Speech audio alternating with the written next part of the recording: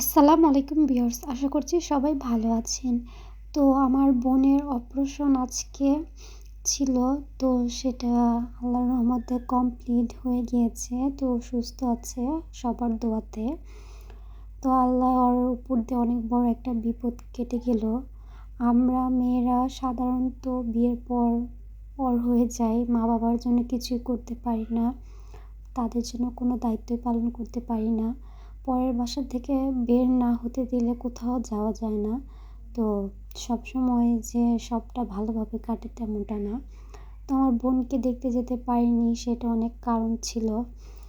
তার ভিতরে আমার মেয়ে একটু অসুস্থ, সংসারের কাজ, বাচ্চা সামলানো, দেন স্টুডেন্ট পড়ানো, সব নিয়ে অনেকটা চাপের ভিতরে ছিলাম।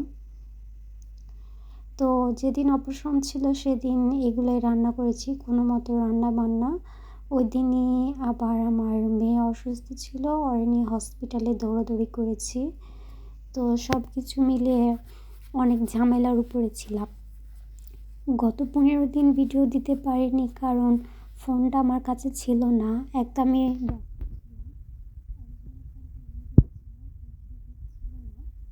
তো তার কাছ থেকে নিয়েছি কিছুদিন ধরেই। তারপরের দিন রান্না করছি সিম ভাত। এটা সিম দিয়ে, নতুন সিম বের হয়েছে, সিম আলু টমেটো দিয়ে ভাজি করেছি। দেন এখানে ছিল করলা। করলাটা একটু হালকা হলুদ মরিচের গুঁড়ো দিয়েছি।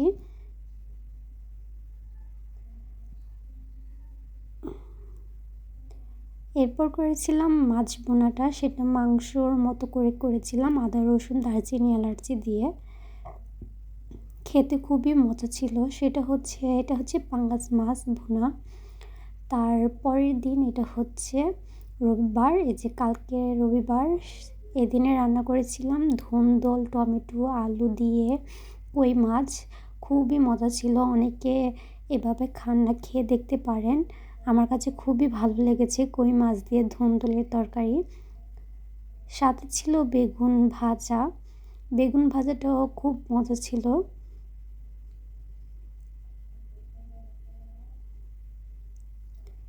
তার সাথে রান্না করেছি ডাল, ডিম দিয়ে ডাল।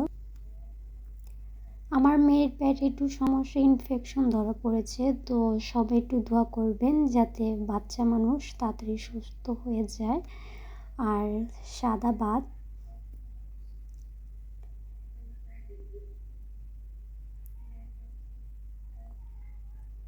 এখানে সিম পুঁইয়ের যে বিচিগুলা বের হয়েছে সেটাকে রান্না করেছি চিংড়ি মাছ দিয়ে। চিংড়ি মাছটা বড় ছিল, সেজন্য আমি পিস পিস করে কেটে নিয়েছি আলু চিংড়ি মাছ দিয়ে। আর এখানে করেছি করলা ভাজি, সেটা হচ্ছে ইলিশ মাছের ডিম দিয়ে। এই রেসিপিটা একদিন শেয়ার করব, অনেক মজা।